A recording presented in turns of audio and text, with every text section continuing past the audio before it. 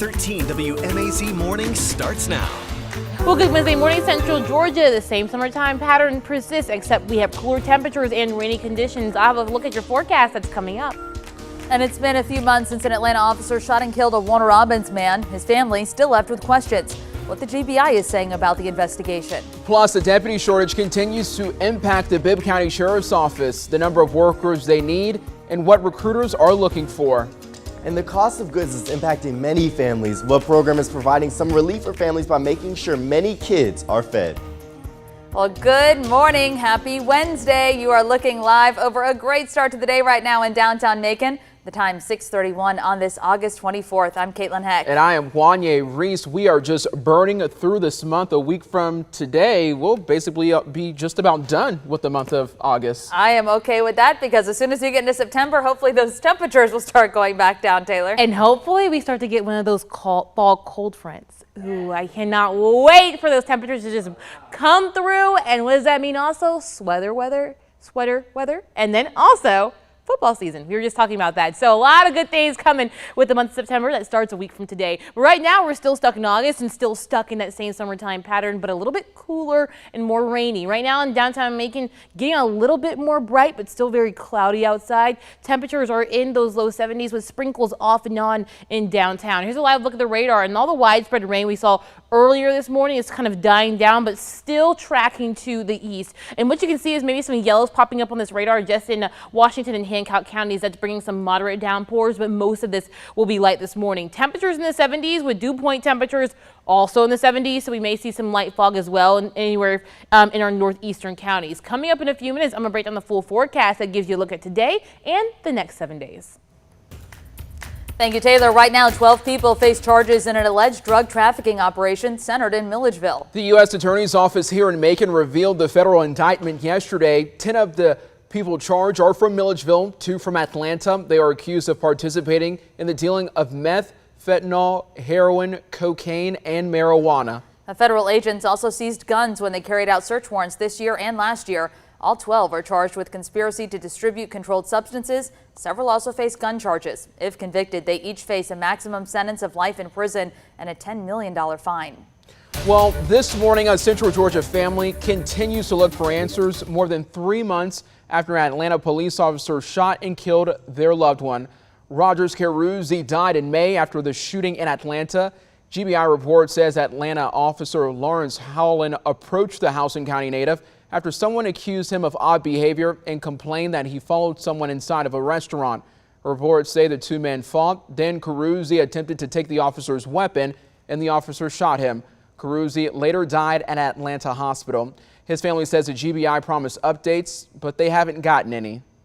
I just want to know, how does someone go from begging for help, he was scared out of his mind, to him getting killed in the lobby of a restaurant? It just doesn't add up. So that's why we're demanding the body cam. We're demanding the toxicology and autopsy. Like, we just want some closure for our family. Nellie Miles with the GBI says despite the family's claims, the Bureau has been in contact with them. She did confirm the family has not received an autopsy report, toxicology, camera footage, or other information from the file because it is still an active and ongoing investigation. In state news, a specially appointed prosecutor says he will not pursue charges against the 2 Atlanta police officers involved in the 2020 shooting death of Rayshard Brooks. To conclude, Brosnan and Rolfe committed no crimes. Both acted as reasonable officers would under the facts and circumstances of the events of that night. Both acted in accordance with well-established law and were justified in the use of force. Special Prosecutor Pete Skandalakis says his team determined officers Garrett Rolfe and Devin Brosnan's actions are protected under the law, so the charges are not justified. In June of 2020, the Atlanta officers attempted to arrest Rayshard Brooks at a Wendy's under suspicion of DUI. A fight happened during which Brooks took one of the officers' tasers, fired it, and tried to escape. Rolfe ran after Brooks and shot and killed him. Skandalakis says under state law, the taser can be considered a deadly weapon, justifying Rolfe's use of deadly force. Officers had no way of knowing or anticipating that within seconds of this encounter, both would be attacked by Brooks, and that Brooks would overpower them, take the taser from one of them, fire the stolen taser at both of them, and then attempt to escape while continuing to fire the taser at the pursuing officer. Attorneys for the Brooks family say they are not done seeking justice. They say they will seek a civil lawsuit where the burden of proof is lower than for a criminal case. They say it is the only way the full story will be heard. A sad story to share with you this morning. The wife of former Governor Nathan Deal has died. Sandra Deal. Now, Deal's family says she died yesterday at her home from breast and brain cancer. Deal worked as a teacher in Hall County for more than 15 years. As First Lady in Georgia, she visited over 1,000 schools across the state, reading to kids and promoting the improvement of how reading was taught. An early literacy center named for her opened in 2017 at Georgia College in Milledgeville. Sandra Deal was 80 years old. We're certainly sending our prayers to her family this morning. Governor Brian Kemp is setting aside $125 million in federal COVID-19 relief money to expand school-based health centers. The State Department of Education will give out grants of up to $1 million apiece to start health centers. They'll care for students, in some cases, even people in the community. A spokesperson for the governor says $1 million will cover startup costs and 3 years of operations. Well, speaking of health, YKK USA employees now have access to a medical clinic at their plant on Chesney Road in Macon. Kenneth Evans is the industrial health nurse for YKK. He says the main reason the company started the clinic was to treat chronic conditions like high blood pressure and diabetes.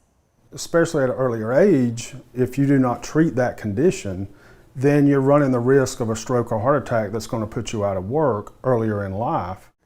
Now, the clinic has a range of treatments options for employees, which includes access to flu, COVID-19, strep, and pregnancy tests. They also treat things like aches and pains. Deborah Williams has worked at YKK for close to 40 years now. She says she's taking full advantage of the new clinic and has already gone twice. I felt really great. I felt like I was basically, with my personal care doctor, and, they were really cared about me and my need.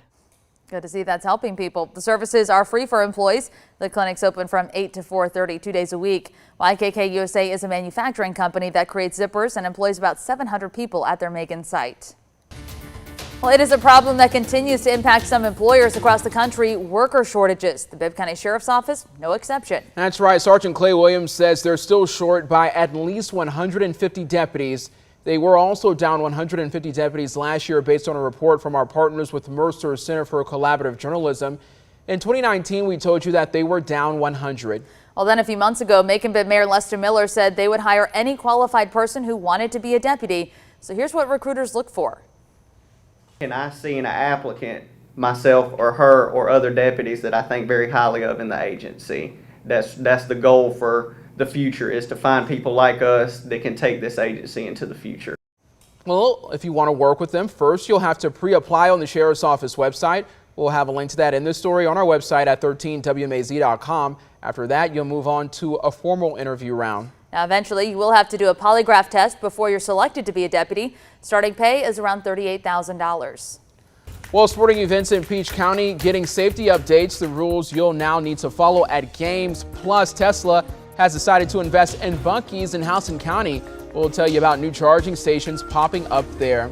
The time is now 6:39 a.m. No matter if you're going to Buc-ee's or maybe here to Macon, you're definitely going to want to be in the car with that air condition, probably on a nice low setting, because it's just not going to be comfortable out today, it seems like. No, it's not even the temperatures, it's the humidity. Yes, and that's the problem, is that we got rid of the very high temperatures, so it's not feeling the most like summer, but then you add on the humidity, and it's just that one extra layer that makes all the difference, right? And so, of course, it's going to be that humid day, so make sure you dress appropriately, but also make sure that you have the umbrella and the rain jacket in that appropriate weather too, because we will have some rain across central Georgia. Right now, here's a live look from a early start to the sunrise in Houston County at the National Fairgrounds in Perry. Darker blue skies, but still, seeing that heavy cloud cover. Temperatures right now in Perry sitting in the low 70s. But again, we keep pointing out that humidity is very high, 99% in Perry. Now, the rain that we saw this morning was widespread. It's starting to thin out now across central Georgia. The same place is still getting some of that rain. So anywhere from Sandersville to Milledgeville, Eatonton, and Sparta, starting to see some moderate downpours, but really that's pretty much what's left of the biggest group of rain across central Georgia. Some smaller showers south of McRae and Abbeville, and then some small showers kind of going down I-16. Otherwise, most of the morning rain is coming to an end. The reason why we're seeing this morning rain and the reason why we're seeing all this cloud cover is all thanks to a stalled front that stalled right into North Georgia. And so that's going to bring a lot of moisture to places south of that front. And you're also seeing, as we head to the west around the Mississippi-Alabama border, lots of heavy downpours, even a flash flood warning going on just north and east of Jackson, Mississippi. Now across the area, we're going to see that widespread rain, like I said, thin out into the mid-morning hours. Temperatures, though, will stay in those mid-70s with lots of cloud cover. By the afternoon, we could have a few breaks in the clouds. That will allow us to warm up just a little bit, but don't expect high temperatures to go any further than those mid-80s. If we get enough energy from the sun too, we could have some pop-up showers and storms into the afternoon and evening as you're heading home, so make sure you're staying careful on those roads. A few downpours and some lightning may be possible, but once that rain really comes through and the cloud cover comes back, we're right back into those 70s, and the rain will kind of die down just for a few hours for Wednesday night. So if you're taking those kids to the bus stop, make sure they have the umbrella as they're waiting for the bus, because we could see some of that rain coming down in the area. We'll have a cooler lunchtime in those mid to upper 70s, and then a storm or two possible in the afternoon. High temperatures again climbing into those low 80s. For Thursday morning, things change a little bit. Now we will have the same type of pattern for the morning like we did today. We're going to have morning rain, but the bigger thing will be those very heavy downpours coming in the early morning. So let's time this out together. Through the 2 a.m. hour to the 4 a.m. hour, becoming very widespread across about 2/3 of central Georgia. Again, those red colors denoting some of those heavier downpours. May not see any lightning just because we won't have enough energy for that, but what we're going to watch out for is some localized or flash flooding, because the same places will get rain over and over again for about 4 to 5 hours. So we're going to keep that in mind. Temperatures still staying in those low 70s into the mid-morning. More rain coming through in the mid-morning into the early afternoon. But temperatures are going to stay very low tomorrow, somewhere into the upper 70s, low 80s. So it really won't be the most warm day, but it will be the wettest day of the next few. And we're going to continue the summertime pattern as we head into the next few days. The work week seems the same as we head into Friday, mid 80s with the chances for rain in the morning and afternoon. And then we start to die down those rain chances, but bring up those temperatures, keeping humidity in play too. We're going to be back into those upper 80s for Saturday, Sunday, and into next week.